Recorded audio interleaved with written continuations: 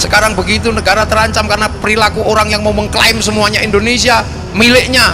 Bendera merah putih 17 Agustus semuanya miliknya. Kiai juga nggak tinggal diam, bunyi semua sekarang kiai.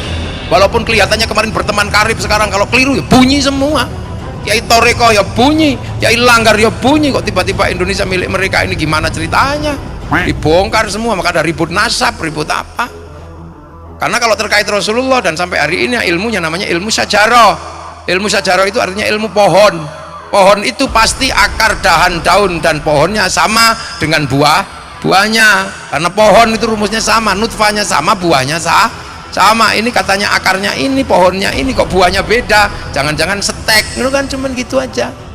Assalamualaikum warahmatullahi wabarakatuh, saudara-saudara, sedulur semuanya.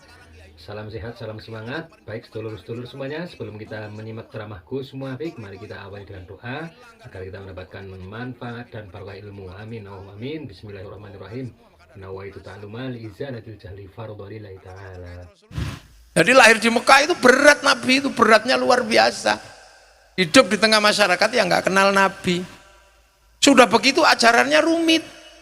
Karena ajaran Islam itu paling nggak cocok sama orang Mekah. Orang Mekah itu nggak cocok dengan ajaran Islam. Kalau Nabi itu nggak benar-benar hebat, berat. Orang di sana Tuhannya banyak, diajari Tuhan satu. Apa nggak pusing itu? Di sana Tuhannya ada patungnya, diajari Tuhan nggak kelihatan. Diajari sholat. Sholat itu toharohnya pakai suci, sesucinya pakai air. Di sana nggak ada air. Coba. Orang nggak ada air disuruh wudhu, diminum aja susah, ngapain air dibuang-buang? Apalagi disuruh jinabat, tambah sulit lagi, diminum aja susah disuruh mandi. Padahal jinabatnya orang sana nggak kayak orang Mojokerto. Orang Mojokerto paling sebulan sekali. Jinabatnya orang Arab semalam bisa 8 kali. Ya kan makanannya daging. Sini siomay nggak jadi. Apalagi apa? Pentol. Dapat pentolnya tok. Di sana makanan susah disuruh sedekah. Di sana panas disuruh puasa. Di sana syahwatnya tinggi, lihat perempuan, malah perempuan kalau tawaf disuruh buka mukanya. Itu syahwatnya kayak apa? Bayangkan. Sementara yang laki-laki disuruh pakai baju nggak boleh dijahit. Itu kalau mau ndablek kan tinggal wes gitu aja. Jadi Islam itu benar-benar hadir dalam situasi yang benar-benar beratnya luar biasa. Ja'a ghariban wa sayautu ghariban, asing. Sementara Nabi dilahirkan dalam keadaan sebagai manusia. Laqad ja'akum rasulun min anfusikum, sesama manusia. Coba kalau Nabi itu lahir malaikat, itu mungkin ya lebih galak, tas gitu. Manusia.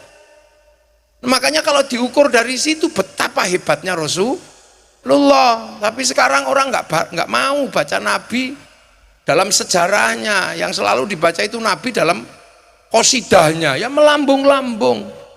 Cerita Nabi itu menjadi heroik betul kalau dalam qosidah. Tapi begitu dari sisi manusia, Nabi itu beratnya luar biasa.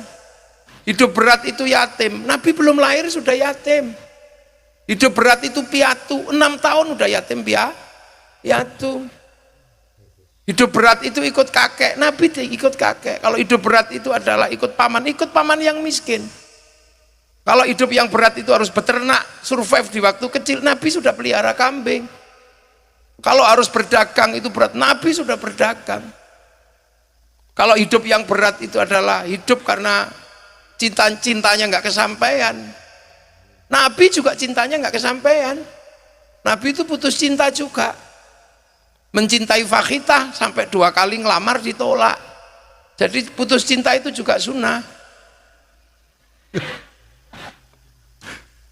Lah ya kan, kalau seandainya lelaki itu nggak enak karena dianggap dapat janda, Nabi dapat janda, tapi dapat janda itu juga sunnah.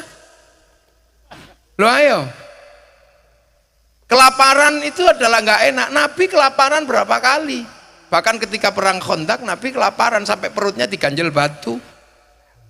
Kalau hidup nggak enak itu dikhianati. Nabi berapa kali dikhianati? Bahkan sudah jadi Nabi masih dikhianati. Ketika persiapan perang Badar, Ayo kita perang, karena 3.500 orang sudah berjalan menuju Makkah. Siap semua? Siap ya Rasul. Begitu mau berangkat tinggal 300. Yang lain kemana? Lari ya Rasul. Aduh belait. Jadi kalau pilkada dikhianati teman gak ada masalah, Nabi udah lebih dulu. Jadi sunnah Nabi ini komplit. Ayo apa? Dibenci sama tetangga. Nabi dari awal dibenci sama tetangga. Sampai nggak pernah lewat diludahi sama orang. Nabi diludahi sama orang. Sampai nggak pernah diembargo orang. Nabi diembargo. Siapapun tidak boleh menjual kalau Nabi mau membeli. Siapapun tidak boleh membeli kalau Nabi mau menjual. Sampai paling diploroi tonggone tok. Ya, komplit Nabi itu.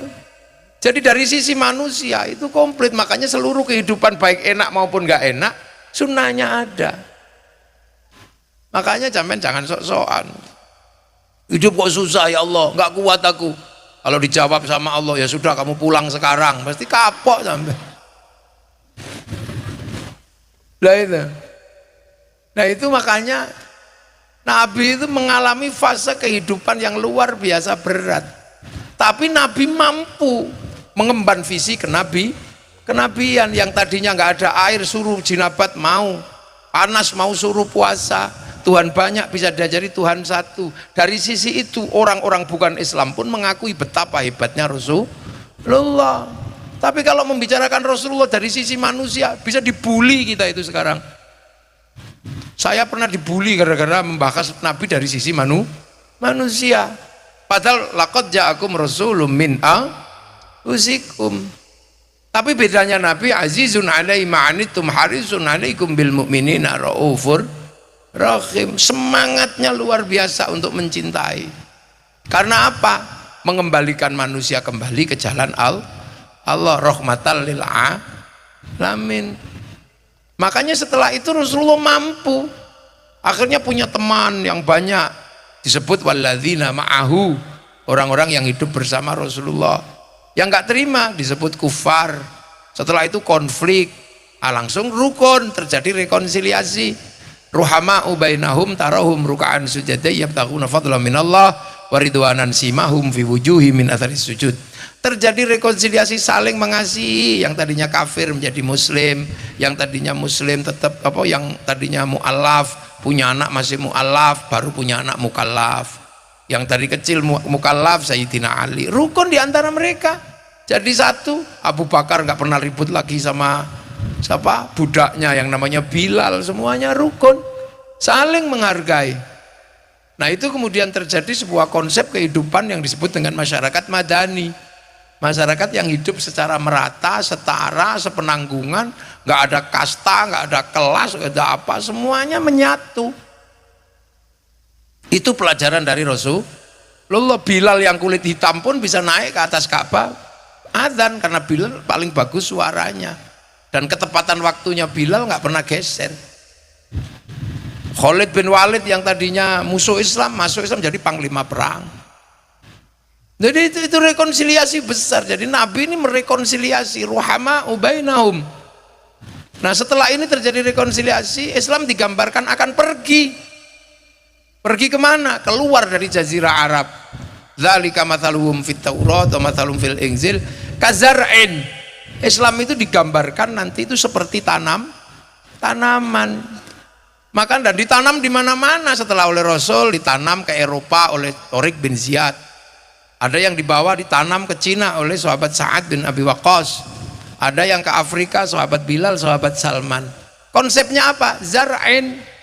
Makanya ketika dibawa ke sini para wali menyebut Islam itu seperti tanduran, lir-ilir tandure wusu tandur. Kenapa tandur? Karena bahasa Arabnya zar'in itu tanduran. Makanya orang sini nandur. Ditandur di mana? Ya di sini. Di mana? Di bumi Majapahit. Karena waktu itu penguasa terbesar di Nusantara itu Majapahit. Tempatnya di mana? Mojokerto. Jadi Mojokerto ini pusat kekuasaan terbesar, imperium terbesar yang menguasai hampir sepertiga dunia waktu itu. Jadi nggak main-main jadi orang Mojokerto ini.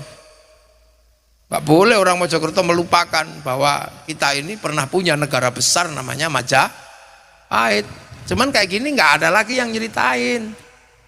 Semua orang menceritakan bangsanya masing-masing. Orang sini malah suka menceritakan bangsa orang. Ada beberapa orang yang selalu menceritakan kakeknya di Yaman, lupa punya kakek di Indonesia. Tiap hari. Ada yang Isra Mi'raj 70 kali, ada yang ya ini menceritakan. Yang Ikhwanul Muslimin lebih suka menceritakan bangsa Mesir. Yang Hizbut Tahrir lebih suka menceritakan bangsa Filistin. Padahal bangsa-bangsa besar itu selalu menceritakan bangsanya. Amerika kenapa besar? Karena dia menceritakan bangsanya. Bagi yang nggak tahu sejarahnya diceritakan oleh Hollywood. Mulai dari Wild West sampai The Last of the Mohican diceritakan. Gagal di Vietnam dia bikin Rambo 1 sampai 6. Gagal dengan Irak dia bikin Hot Shot 1 sampai 2. Gagal dengan terorisme bikin 12 Strong. Cina membicarakan bangsanya dari dulu, sejarahnya diceritakan mulai ular hijau sampai ular putih. Dari Wung Fei Hung sampai Sun Gokong diceritakan. Ya kan? Amerika kalah dengan Cina, bikin American Shaolin, American Kung Fu. Dikalahkan secara spiritual oleh Jepang, American Ninja, American Samurai. Bahkan Amerika nggak malu bikin film samurai terakhir dari Amerika namanya Tom Cruise dalam film The Last Samurai. Loh ya kan? Loh sampean, lo tepuk, oh gak usah sungkan-sungkan nepuk iki iki ya oleh kok. Mbok pikir kiai iki bodoh ngono apa ngawur ae. Ya update kok kiai kok ora ngerti. Wong ini bangsa kok. Jepang paling berat karena harus nanggung dumping. Produk dalam negeri lebih mahal daripada di luar negeri. Semangat Bushido dibangkitkan dalam film-film samurai. Bahkan agar bangsanya nggak konflik diselesaikan dalam kisah sequel yang sangat indah dalam film Samurai X dengan tokohnya Rurouni Kenshin. Loh, ya kan? Malaysia nggak mau bangsanya tercerah berai, terpecah belah. Maka Malaysia menyerahkan kembali bangsanya pada si Upin dan si Ipin. Si Upin dan si Ipin nggak boleh ribut sama anak-anak India. Maka dikenalkan tokoh kecil namanya Charjit. Dia nggak boleh ribut dengan anak-anak Cina, kenalkan Mei Mei. Dia nggak boleh ribut dengan anak-anak Indonesia, kenalkan Susanti. Itu cara bangsa bangkit, semuanya bangkit. Karena bangsa yang bangkit adalah bangsa yang bisa berproduksi. Nah, produksi itu butuh konsumsi. Konsumsi terbesar pasti konsumsi dalam negeri. Konsumsi dalam negeri berbanding lurus dengan rasa cinta pada bangsa dan negara. Makanya anak-anak sekarang ini dibikin nggak cinta pada bangsanya, dibikin cinta pada Eropa, dibikin cinta pada Filistin, terlalu berlebihan, merah putih kalah sama bendera Filistin. Wali-wali kita bandulnya digeser ke Yaman. Semuanya ini ada dalam rangka apa? Mereka memaksa jangan sampai bangsa ini bisa konsumsi, karena bangsa ini harus dipaksa menjadi bangsa, jangan sampai jadi produsen, bangsa ini dipaksa menjadi bangsa konsumen. Karena kita pasar terbesar dunia, jangan sampai bangkit menjadi bangsa yang bisa berproduksi. Dan itu berbanding lurus dengan rasa cinta pada bangsa dan negara. Itu makam diganti, apa-apa diganti, itu dalam rangka apa?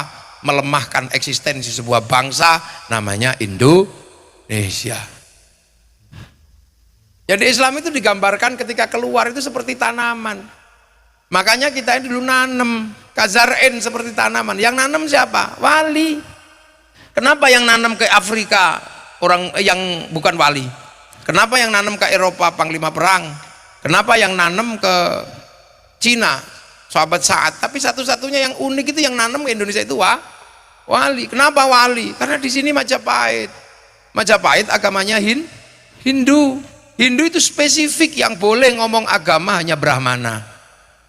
Kasta kesatria nggak boleh ngomong walaupun raja. Agama bukan wilayah kesatria. Apalagi Wesya pegawai nggak boleh ngomong agama. Apalagi sudra dilarang ngomong agama. Sudra itu siapa? Petani dan pedagang. Sekaya apapun seorang pedagang dia sudra. Makanya sudra nggak boleh ngomong agama. Sehingga nggak mungkin orang sudra diajak ngomong agama. Makanya kalau ada cerita Islam disebarkan oleh saudagar itu bohong. Secara epistemologi pengetahuan itu nggak masuk. Dalam sosiologi pengetahuan juga nggak masuk, dalam antropologi pengetahuan juga nggak masuk. Karena apa? Sudra tidak boleh ngomong agama, apalagi kasta paria. Paria itu pengemis, hidupnya minta. Ada di bawahnya kastanya itu lebih parah lagi, namanya kuca. Dia nggak minta tapi ngutil. Makanya yang suka ngentit itu kastanya kuca. apalagi ngentit bansos itu kuca. Di bawah kuca ada meleka. Meleka itu maling tapi masih malu, tutupi mukanya gelap-gelap. Ada meleka. Meleka itu begal, sudah nggak malu apa-apa. Nah, kasta tertinggi itu Brahmana. Brahmana itu punya ilmu namanya cakti atau sakti.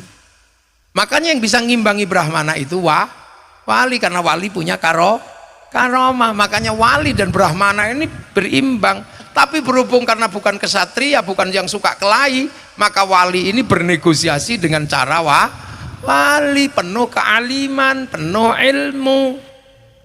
Makanya negosiasi budayanya jalan di sini karena para wali. Nah, wali itu siapa? Ya, wali itu orang-orang yang kalau butuh sesuatu download. Loh, kan manusia itu dari langit ketujuh. Di langit ketujuh ada cloud atau pusat data. Pusat data dunia itu ada di cloud sana. Nabi pernah ditengokin ke sana, ini loh cloudku, catatan duniaku itu ada di sini, kata Allah. Allah menyebut lauhil mahfud. Orang Yahudi Nasrani menyebut tabut Sulaiman. Orang Yunani menyebut kotak Pandora. Orang Jepang menyebut kantong Doraemon. Nah, itu pusat data. Makanya Nabi wali itu kalau butuh itu download, browsing. Qalu rabbuna Allah tsumma istaqamu tatanazzalu alaihimul malaikah alla takhafu wa la tahzanu. Qalu rabbuna Allah tsumma istaqamu, terus istiqomah gini. Makanya ada yang 3 tahun. Ya Allah, ya Allah, ya Allah, ya Allah, ya Allah, ya Allah. Sunan Kalijaga 3 tahun download itu. Makanya paketannya besar wali-wali itu. Nah, sampean kalau tidak download langsung tidur. Maka nggak punya paketan. Ya Allah, ya Allah, ya Allah, ya Allah, itu. Loh, ya kan? Manusia itu kan dalam teknologinya kan seperti handphone. Seperti handphone manusia itu. Manusia itu punya nyawa, terhubung dengan cloud, dengan pusat data. Handphone punya kartu terhubung dengan satelit. Cuman masih di langit ke-1 satelit itu. Nah, kartu itu terhubung dengan satelit bisa hidup, yang penting punya data. Makanya kartu itu bisa melakukan apa saja. Tapi hati-hati, jejak digitalnya ada, diem-diem gitu ya ada, yang bayar pulsa. Makanya manusia itu ngelakuin apa saja ya terdaftar di sana, wong terhubung. Alastu birabbikum qalu bala syahid.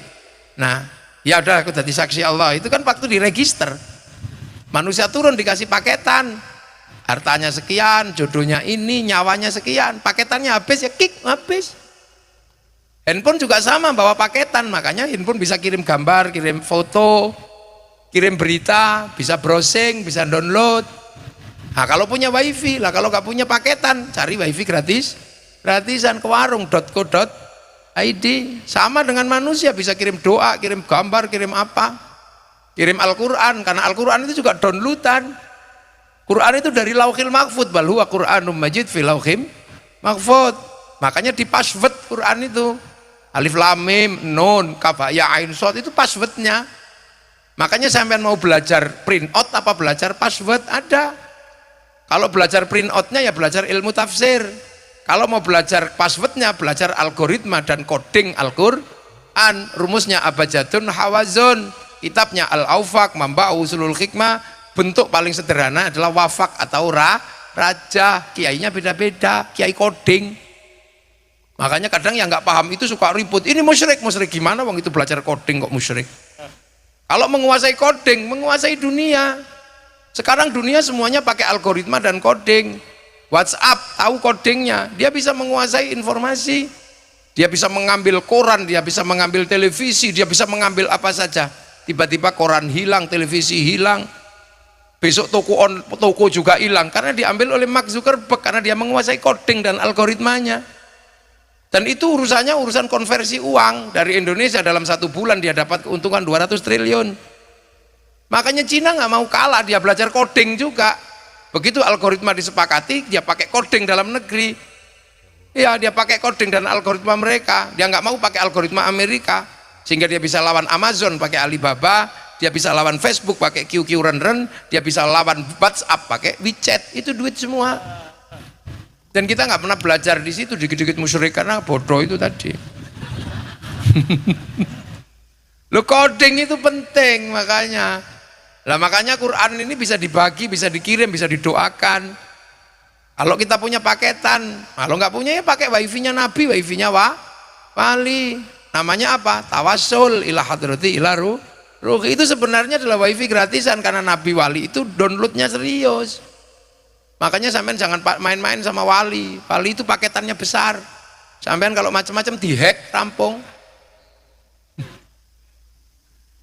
Lah ya kan, makanya Nabi wali-wali itu tahu hati orang, Nabi tahu hati orang. Karena sampean bisa diretas. Makanya malaikat kalau nyari orang nggak susah, tinggal di Sherlock selesai. Langsung paketnya on off kick, ngono sudah selesai. Loh makanya kalau kita pakai wifi-nya Nabi, wifi-nya wali, tawassul, kita bisa kirim doa. Ada yang nggak percaya, masa Fatihah dibagi-bagi ke seluruh dunia wa ila jamil. Jangankan Fatihah. Wong tinju atau sepak bola aja bisa dibagi. Satu orang nyuting sepak bola ke Qatar, dinaikkan ke satelit, dibagi ke seluruh dunia, namanya siaran langsung. Bagiannya sama dimanapun. Makanya orang kalau nggak percaya doa bisa dibagi, orang itu nggak punya TV. Nah ini kan sesungguhnya teknologi Nabi yang pernah Isra Mi'raj itu teknologinya bisa diterapkan walaupun baru sampai di langit 1. Nah itu wali-wali itu, makanya wali-wali itu browsing memperlakukan Indonesia yang sudah maju seperti ini. Apapun yang dibutuhkan Islam sudah ada di sini, hanya merubah bandul Tuhan tok. Orang disuruh berbuat baik di sini udah baik semua. Orang disuruh berakhlak baik, orang sini akhlaknya udah baik semua. Ngomong aja udah paling baik di seluruh dunia itu orang Jawa terutama. Ada yang kelasnya mati, ada yang kelasnya kapundut, ada sedo, ini ada mudar, ada bongko. Bahasanya udah tertata. Ada yang tidur, kalau Pak PJ ya sare, Pak Kajari nendro, yang di depan ini sare semua, nendro. Nah tapi kan ada yang kelasnya mijak, ada yang batang, ada yang dekok, iya kan, ada makan, ada yang kelasnya dahar, ada yang kelasnya nedo. Wah ini kelasnya badok, jeglak, nguntal, kan. Itu bahasa di dunia, itu bahasa kita yang paling komplit. Makanya Belanda paling pusing ketika belajar bahasa Jawa dulu, dirangkum dalam sebuah kamus bahasa Jawa kuno oleh P. Usut Mulder. Zaman harus baca itu. Jadi makanya wali-wali nanem ini tanah sudah bagus, diajari berbeda-beda tapi saling rukun. Ayo kita sudah punya Bhinneka Tunggal Ika, diajari bertata negara, kita punya negara kertagama. Makanya wali-wali udah nggak ngurusi pertanian, wong di sini ahli pertanian, nggak ngurusi perdagangan karena di sini orang ahli dagang. Yang diurusi apa? Memindah bandul dari Brahmana ke para wali, dan itu butuh karomah dan sakti ketemu. Untuk urusan tanam ya ditanam biasa aja. Saya yang mestinya syekhun ustadzun ditanam menjadi kiai, walaupun berdampingan sama kebo Kiai Slamet nggak apa-apa, tombak Kiai Pleret ya nggak apa-apa.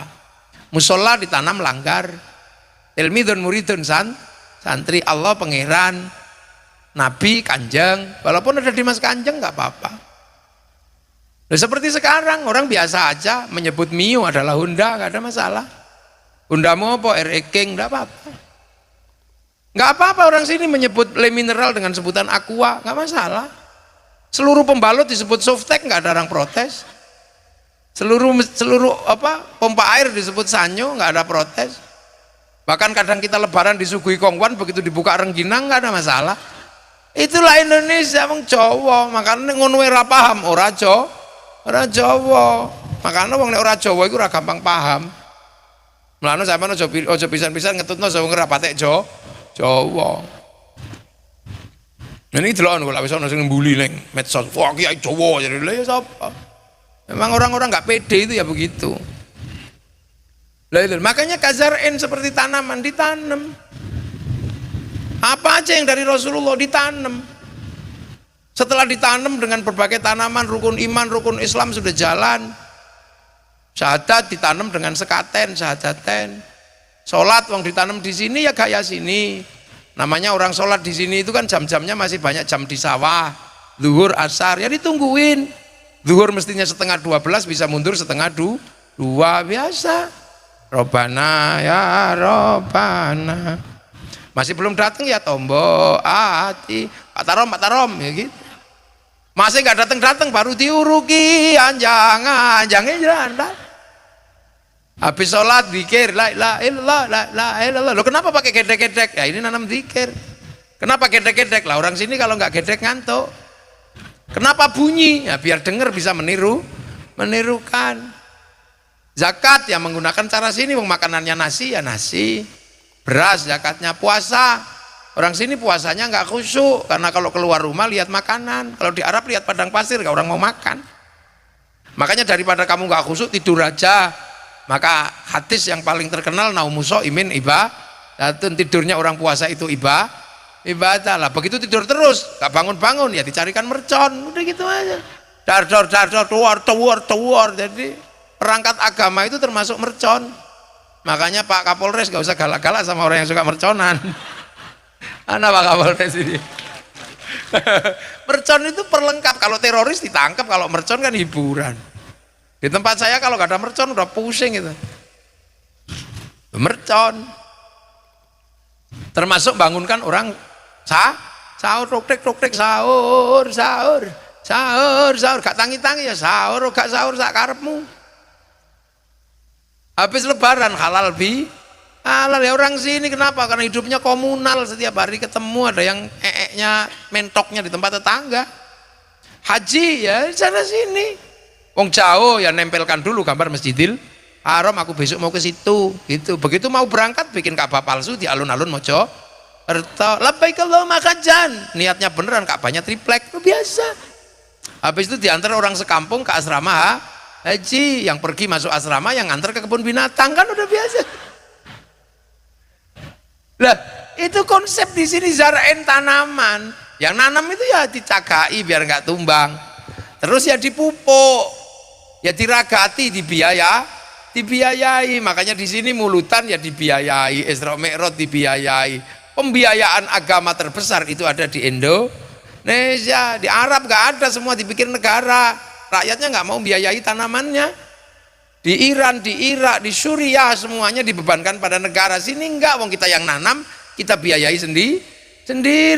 Sekali-sekali aja dibiayai sama Pak PJ sama Pak Kajari. Tapi pembiayaan terbesarnya ada di masyarakat setiap malam, setiap hari. Itu perputaran uang bulan Maulid aja berapa ratus miliar itu sak Mojokerto. Sekali acara gini 100 juta nggak cukup. Itu belum sangguni kiai ini. Tapi apa yang terjadi? Kerukunan terjaga, roda ekonomi berputar. Coba. Itu indahnya Indonesia. Coba kayak gini dibebankan terus sama bupati atau Kajari, bangkrut. Makanya rakyat membiayai pembiayaan agama terus, itu nggak pernah berhenti. Nah setelah itu ya menata tanamannya ditata. Setelah menata tanamannya, nata manusia dan lingkungannya. Makanya kemudian manusia dan lingkungannya ditata, yang rukun, jangan ribut, ya, yang baik. Karena kalau kamu ribut tanamanmu nanti mati, karena buat tinggal ribut.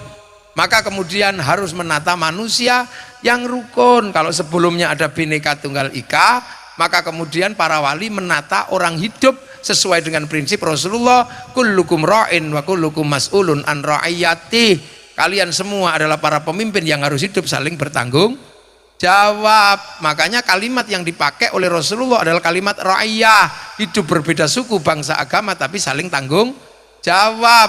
Makanya kalimat ra'iyah dipakai untuk menyatukan perbedaan suku, bangsa, agama di Nusantara. Ra'iyah diterapkan menjadi rakyat. Nah, jadi rakyat itu dari kalimat ra'iyah. Dan satu-satunya bangsa muslim yang bisa menerapkan konsep ra'iyah untuk warga bangsanya hanya muslim Indonesia. Makanya kita disebut rakyat. Berbedalah apa saja, yang penting saling tanggung jawab. Kamu boleh beda suku, boleh beda bangsa, boleh beda agama, tapi kalau bersatu harus tanggung jawab. Makanya kita menggunakan konsep ra'iyah atau rakyat. Kita bukan people. Kalau people itu vox populi, vox dei, suara mayoritas, suara Tuhan.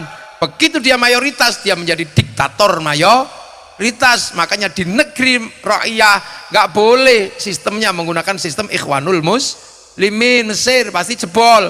Nggak boleh menggunakan sistem khilafah. Makanya Ikhwanul Muslimin dan khilafah bukan ditolak semata-mata oleh negara, tapi ditolak oleh Rasulullah dengan sistem ra'iyah atau rakyat yang sudah berlaku di Indonesia. Nah ini makanya sudah nggak ada bedanya, semuanya disatukan. Yang tadinya raja turun pangkat menjadi ra'iyah, yang tadinya kawulo bisa pidato kulo, itu bisa.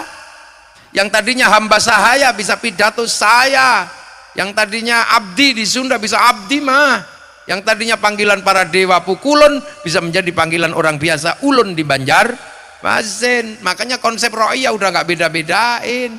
Makanya kalau ada yang saya turunan nabi, ya nggak cocok dengan konsep ra'iyah. Ra'iyah ini seimbang, setara, satu-satunya bangsa yang bisa praktek itu. Kita juga bukan komunis. Kalau komunis itu proletar. Proletar itu kalau kumpul semuanya kuat menjadi diktator proletariat. Kita ra'iyah, bisa mimpin dan bisa dipimpin. Makanya ra'iyah itu kalau ngumpul bersama namanya musyarakah. Orang kita menyebut masyarakat. Musyarakah atau masyarakat itu saling melengkapi perbedaan semuanya. Saya kiai ngajar ngaji salah satu yang utama adalah ngajar sholat.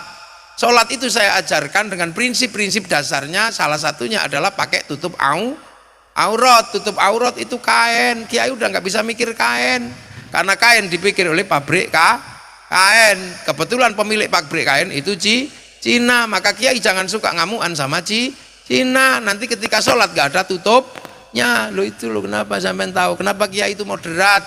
Bukan semata-mata ngawur, tapi menggunakan prinsip musyarakah. Kiai ngaji suruh ulang wudhu, begitu wudhu diurus sama air diurus pipa sama sanyo, airnya diurus pipa sanyo, wudhunya diurus kiai, pipa sanyonya diurus mas pion sama avian itu. Terus sampean mau ngamuk sama industri, ya jangan gitu. Ayo, haji diurus sama apa? Bank. Karena pilot gak mau menerima ONH. Makanya jangan ngaramkan bank. Kalau ngaramkan bank gak jadi haji. Begitu sampai di bandara diurus pesawat. Konsorsium pesawat baik Boeing maupun Airbus punyanya Yahudi sama Nasrani. Kalau kita mau bunuh Yahudi semua, renang. Nah itu prinsip musyarakah. Makanya jangan dikit-dikit ngamuk, haram, syirik. Itu orang nggak punya prinsip musyarakah. Walaupun kita bisa tanpa harus bantuan mereka, tapi umat kita nggak bisa. Sampean mungkin bisa pakai kain tenun, tapi umat sampean apa bisa? Enggak, semuanya pakai produk industri. Sampean penerbang bisa pakai kayu dari Mojokerto, pakai kulit kambing Mojokerto, tapi paku pinesnya itu Cina. Loh, itu prinsip musyarakah. Karena apa? Orang harus bersekutu. Nah prinsip itu berjalan di Indonesia, di Nusantara waktu itu. Nah kalau kemudian sampean mau bersekutu untuk membangun konsensus bersama, lakukan pembicaraan yang baik, wasyawirhum fil amri, maka lahirlah konsep musyawarah. Nah kalau mau musyawarah ya harus dengan prinsip ra'iyah atau rakyat, berbeda-beda saling tanggung jawab. Prinsip ra'iyah itu apa kalau mau musyawarah? Sampean mau jadi kepala desa, ya daftar yang penting. Gak usah bilang saya keturunan ini, nggak penting. Yang penting kamu daftar pasti diterima. Setelah itu cari teman yang banyak, kalau nggak bisa nyari beli, udah gitu aja. Loh enggak, itu kan demokrasi prosedural. Sampean mau jadi DPR, ya udah yang penting daftar. Nggak usah bilang aku agama itu, nggak usah daftar. Kalau punya teman ya cari teman, kalau nggak punya teman beli. Mau jadi wali kota sama, mau jadi bupati sama, nggak ada peduli kamu sukunya apa, agamanya apa. Terbuka ruang bebas, ra'iyah bisa berkompetisi untuk apa? Terlibat dalam perwakilan musyawarah. Ya cuman hati-hati, namanya jangan politik, tapi jer besuki mawa beyo gitu aja. Ragat Pak polisi sama Pak tentara nyarinya susah. Pak Kajari nggak akan ketemu, wong namanya uang bensin. Kalau diterima kiai namanya bisyaro. Kalau diterima masjid namanya sumbangan. Jadi nggak usah ribet. Pokoknya kalau namanya bisyaro nggak usah dicari-cari. Kalau namanya sudah uang bensin nggak usah dicari, nggak ketemu. Nah itu musyawarah. Makanya prinsip itu berjalan di daerahnya para wali. Makanya teritorinya disebut wilayah, karena yang nata itu semua adalah para wali. Dan teritori itulah yang sekarang kemudian kita kenal dengan nama NKRI, Negara Kesatuan Republik Indonesia. Bedanya di mana dengan yang lain? Arab satu bangsa pecah puluhan negara, Cina satu bangsa pecah puluhan negara, Afrika satu bangsa pecah puluhan negara, tapi kita puluhan bangsa, suku dan agama mampu bersatu dalam satu negara kesatuan Republik Indonesia. Loh, itu bedanya. Makanya kalau sampai negeri yang mencontoh Rasulullah paling kompleks dan paling konkret itu Indonesia. Saudi ditinggal Rasulullah kembali jadi kerajaan. Arab dan sekitarnya, Yaman dan sekitarnya sana menggunakan prinsip komunis. Kita sendiri yang menggunakan prinsip ro'iyah sampai hari ini. Makanya di sana tawur, di sini rukun. Makanya ibarat tanaman tumbuhnya paling banyak dan paling bagus di Indonesia. Akhraja syat'ahu fa'azarahu fastagladhu fastama'ila suqih yu'jibu zurru'a liyaqidhu bihimul ufar. Tanamannya paling bagus di Indonesia. Orang sholat paling banyak Indonesia, orang haji paling banyak Indonesia, orang hafal Quran paling banyak Indonesia, masjid paling banyak Indonesia. Hari ini tanaman paling banyak. Makanya jangan macam-macam sama kita Indonesia. Orang nggak ada yang ngomongin ini karena malu, takut. Karena ada sekarang itu orang yang lebih Arab mengklaim Indonesia itu miliknya. Jadi kita lebih sungkan sekarang. Merah putih kakek kami yang buat. Kakekmu yang mana? Pulau Indonesia anaknya Tarim. Tarim itu di mana? Negeri bangkrut kayak begitu kok diunggul-unggulkan terus, gak ada habisnya. Aspal aja gak ada. Itu kayak masuk ke hutan dari Belanda, Dawar Blandong itu. Ya jangan gitu. Kita ini semuanya harus tahu Islam itu sudah berkembang kemana? Mana? Kan gitu. Makanya Bung Karno dulu ketika habis Hitler jatuh tahun 48, Bung Karno dipaksa ikut Amerika apa ikut Soviet. Bung Karno enggak, kami di tengah. Kami punya Pancasila. Bung Karno pidato di sidang tahunan PBB, berani beliau pidato. Bangsa yang baik adalah bangsa yang tidak merusak dunia. Sekarang saya lihat Amerika sama Soviet merusak dunia dengan perang dingin. Bangsa yang tidak bagus adalah bangsa yang falsafahnya tidak bagus. Berarti Declaration of Independence-nya Amerika nggak baik, manifesto komunisnya Soviet tidak baik. Ingat, kami punya Pancasila, rukun antar bangsa, suku dan agama. Ganti Declaration of Independence dan manifesto komunis dengan Pancasila. Bung Karno pidato, berani. Karena apa? Rakyatnya berani. Apakah kita akan berkiblat kepada Eropa untuk merubah Indonesia? Enggak. Dituliskan dalam sebuah novel, Salah Asuhan. Apakah kita akan berkiblat dengan cara Belanda? Tidak. Tenggelamnya kapal Van der Wijk. Apakah kita akan membangun Indonesia berkiblat kepada Arab? Tidak. Di bawah lindungan Ka'bah. Apakah murni kita bangun dengan cara Indonesia? Enggak. Siti Nurbaya. Kita punya Pancasila. Yang tertinggi tetap ketuhanan yang maha Esa, Tuhan tetap yang tertinggi. Baru setelah itu manusia, karena dunia ini perputaran urusannya sama manusia. Kenapa ada kursi pabriknya besar-besar? Karena ada bokong manusia. Kenapa ada speaker pabriknya gede? Karena kuping manusia. Kenapa ada industri makanan? Karena mulut manusia. Kenapa ada pabrik pempes? Karena manusia. Kenapa ada bunga? Karena mata manusia. Dunia ini perputaran manusia. Maka urusan kedua adalah urusan kemanusiaan. Tapi manusia nggak independen, dia harus bersatu dengan yang lain. Pengen cantik harus rukun sama orang Prancis. Karena kalau bedak Mojokerto blundreng kabeh beras ditumbuk. Sampean kalau mau terbangannya bagus harus rukun sama sonnya Amerika apa sonnya Jepang. Mau kelihatan cakep harus pakai kupluk putih produk Cina. Biar banser tentara sama polisi kelihatan bedanya harus patuh sama merek Butterfly, mesin bordirnya Cina. Lu rukun semua. Kita bisa rukun karena pakai make. Ini semua manusia itu. Maka manusia nggak bisa hidup tanpa persatuan. Maka prinsip berikutnya kalau terkait dengan manusia harus ada persatuan. Tapi persatuan tidak boleh saling menindas, tidak boleh saling mengingkari, tidak boleh saling menafikan.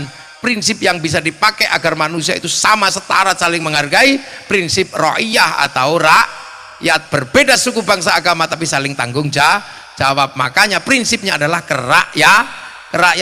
Tapi orang tidak mudah menerima perbedaan. Orang tidak mudah menerima orang lain itu berbeda, pengennya seperti dia semua. Makanya perbedaan itu hanya bisa dipimpin oleh hikmah, karena hikmah adalah keluasan hati menerima kehendak Tuhan dengan tetap mengharap kebaikan orang lain. Maka kerakyatan dipimpin oleh hikmah. Itu pun harus bijaksana, nggak boleh cukup bijak sini. Mentang-mentang perwakilan daerah kampung mana itu aja yang diurus, nggak boleh, harus bijaksana. Itu pun harus dimusyawarahkan, permusyawaratan. Itu pun harus masih pakai perwakilan untuk mensortir yang baik yang buruk semuanya. Itu baru tercipta namanya keadilan. Maka prinsip Pancasila adalah prinsip hidup bersama, saling berbeda, saling tanggung jawab di bawah kehendak Tuhan. Dan itulah yang dikehendaki oleh Rasulullah, dan kita mencontoh Rasulullah secara kompleks dan konkret ada di Indonesia. Maka jangan kau bilang negeri ini tauhid, mereka tak tapuk lambimu. Loh, makanya berhubungan dengan negara, kita punya MPR apa, ini negara kita. Makanya jangan sampai kemudian ada orang mengatakan ulama yang dekat dengan kekuasaan ulama ulama anjing. Iya, kami anjing semua nggak apa-apa, tapi kami bukan babi. Mungkin kami anjing tapi kamu babi, mungkin juga bisa begitu, jadi marah. Itu kan nggak boleh orang mengatakan ulama anjing, ulama yang dekat dengan kekuasaan. Nanti coba kalau ada bupati datang ke tempatmu, pasti kamu juga oh baik-baik gitu. Ini nggak boleh, ini prinsip-prinsip itu. Saya kadang emosi juga lihat orang-orang tiba-tiba mengatakan orang NU, para kiai, Muhammadiyah dekat dengan ulama Ini apa, modalmu apa? Ingatlah, makanya Islam di Indonesia itu Islam yang apa, prinsip tanaman. Makanya kiai-kiai nanam, TPQ, TPA, sekarang panen, itu kan. Makanya ada juga yang nggak ikut nanam, ikut panen, ngasak di sana, ngasak di sini kan gitu, ya. Jenenge tanduran nek wae akeh. Makanya hari ini kita menikmati betul menjadi orang Islam di Indonesia, dan jangan lupa ini adalah prinsip-prinsip yang diajarkan oleh Rasulullah. Kalau ada laqad kana lakum fi rasulillahi uswatun hasanah, insyaallah yang paling komplit sampai menyusun negara yang mencontoh Rasulullah hanya Indonesia. Amma ba'du. Loh, ini baru pembukaan. Nah, ini belum mulai saya lah ya. Loh, kiai kalau ngaji pembukaan selesai kan amma ba'du lah. Saya tadi udah amma ba'du belum? Baru amma ba'du kan? Nah ya itu. Jadi kalau ada yang sekali lagi mengatakan oh ini negeri tauhid, negeri apa? Enggak ada. Yang ada kita ini mencontoh Rasulullah. Makanya enak di Indonesia. Makanya negara ketika butuh kiai ya enak. Karena kiai punya majelis-majelis kayak begini banyak, edukasi dijalankan, pendidikan informal jalan melalui pengajian-pengajian. Negara butuh apa silahkan, tinggal ngomong pajak. Negara butuh menjelaskan corona, kiai siap menjelaskan corona. Ya kan waktu itu. Coba kalau polisi yang larang Jumatan, oh bubar itu. Berhubung kiai yang disuruh ya enak. Besok nggak usah Jumatan ya, siap kiai, pray, lumayan. Tapi kiai suruh jelaskan corona ya pusing, akhirnya ngarang kiainya. Saudara-saudara, ini zaman digital, dosa manusia ada pada tangan dan ada pada mulut. Medsos membuka orang bisa ngomong apa saja, medsos membuka orang bisa membuka apa saja. Tangan berdosa, jempol berdosa. Karena itu Allah menurunkan corona sebagai azab mulut yang berdosa, tangan yang berdosa. Mulut harus pakai masker, tangan harus pakai hand sanitizer. Betul? Betul. Padahal kiainya ngarang. Lah enak, makanya negara terancam terorisme, kiai semua ngomong terorisme. Negara terancam oleh bahaya-bahaya apa, bunyi semua. Sekarang begitu negara terancam karena perilaku orang yang mau mengklaim semuanya Indonesia miliknya. Bendera merah putih 17 Agustus semuanya miliknya. Kiai juga nggak tinggal diam, bunyi semua sekarang kiai. Walaupun kelihatannya kemarin berteman karib, sekarang kalau keliru ya bunyi semua. Ini tanaman sini. Itu bunyi semua kiai-kiai. Kiai Toreko ya bunyi, kiai langgar ya bunyi. Kok tiba-tiba Indonesia milik mereka, ini gimana ceritanya? Dibongkar semua, maka ada ribut nasab, ribut apa? Karena kalau terkait Rasulullah dan sampai hari ini ilmunya namanya ilmu syajarah. Ilmu syajarah itu artinya ilmu pohon. Pohon itu pasti akar, dahan, daun dan pohonnya sama dengan buahnya. Karena pohon itu rumusnya sama, nutfahnya sama, buahnya sama. Ini katanya akarnya ini, pohonnya ini, kok buahnya beda. Jangan-jangan setek, itu kan cuman gitu aja. Makanya terus dicari ini setek apa bukan, nah, jangan marah. Nah, itu yang dialami oleh para kiai. Maka semoga dengan peringatan Maulid Nabi siang hari ini kita semua bisa melihat ibrah bahwa bangsa ini adalah bangsa yang paling mencontoh Rasulullah sampai tingkat pembentukan negara. Assalamualaikum. Alhamdulillahirrahmanirrahim. Sudah kita simak bersama ceramah Gus Muafiq yang luar biasa tentunya, sedulur-sedulur semuanya. Gus Muafiq banyak sekali menceritakan tentang sejarah, baik itu sejarah manusia, sejarah Islam, sejarah tradisi-tradisi yang ada di Islam Indonesia ini sangat luar biasa sekali.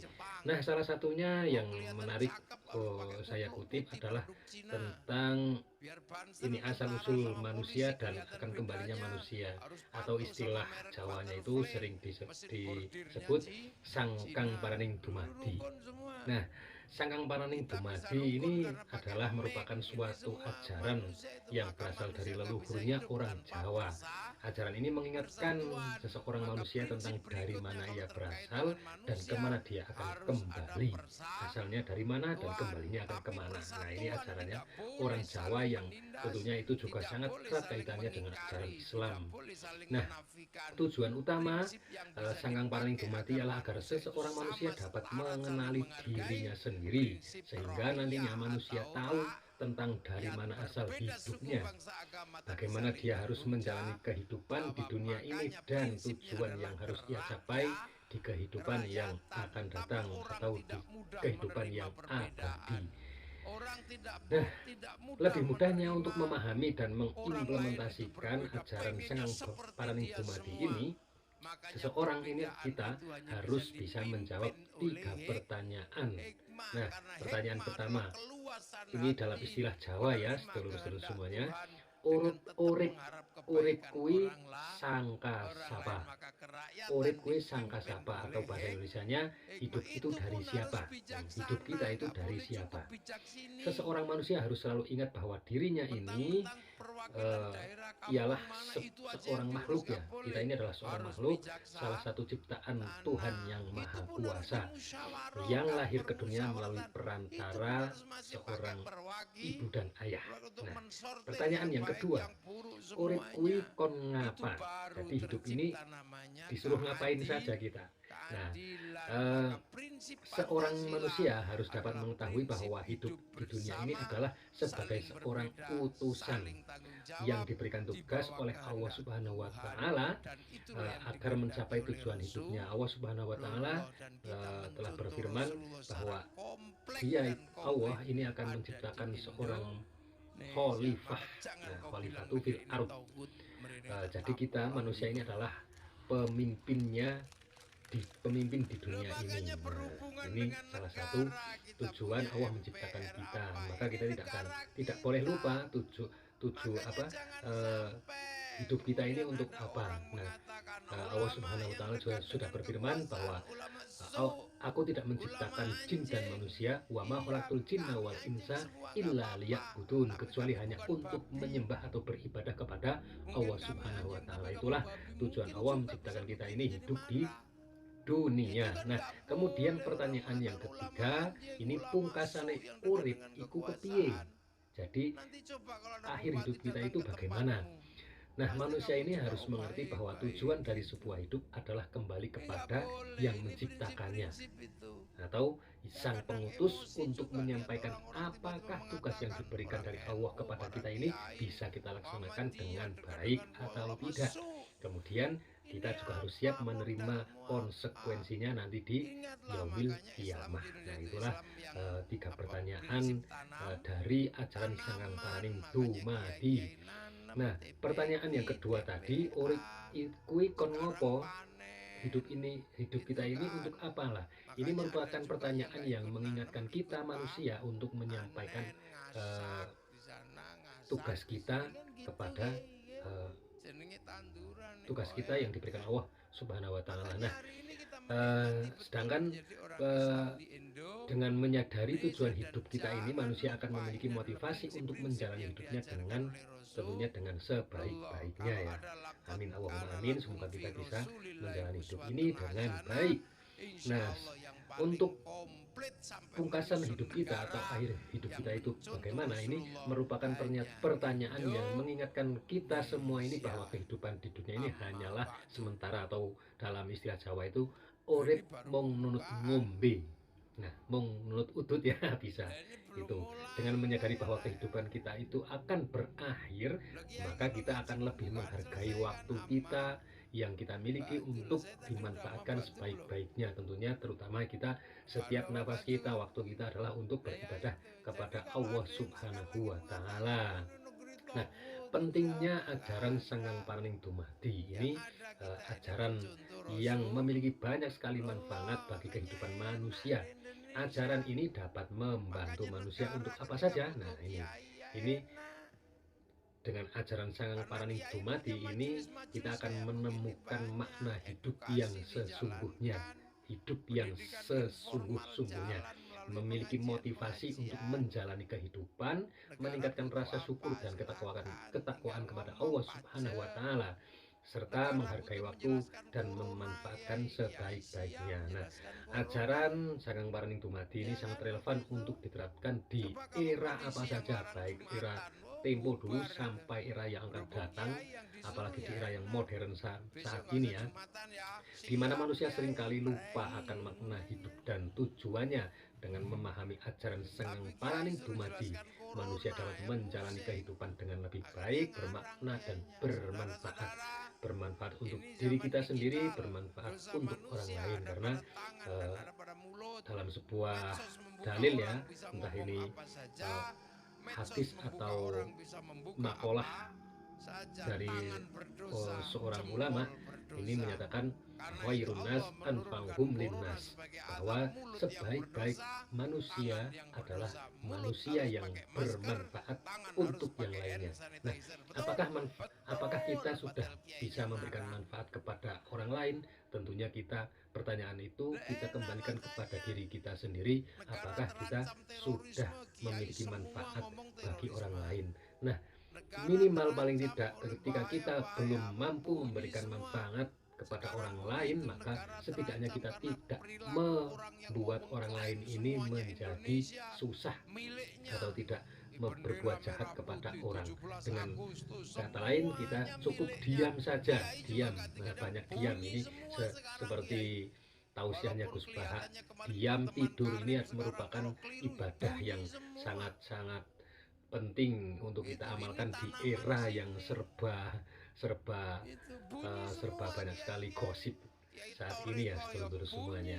Baik, sedulur semuanya yang dirahmati Allah Subhanahu wa Ta'ala, demikian sudah kita simak bersama. Semoga kita bisa mendapatkan manfaat, mendapatkan barokah ilmu dari apa yang sudah disampaikan oleh Gus Muafik, dan semoga sahabat semuanya diberikan kesehatan, istiqomah, selalu ngaji bersama ceramahnya Gus Muafik, ulama-ulama pribumi, ulama Nusantara yang paham betul dengan apa yang menjadi kebutuhan umat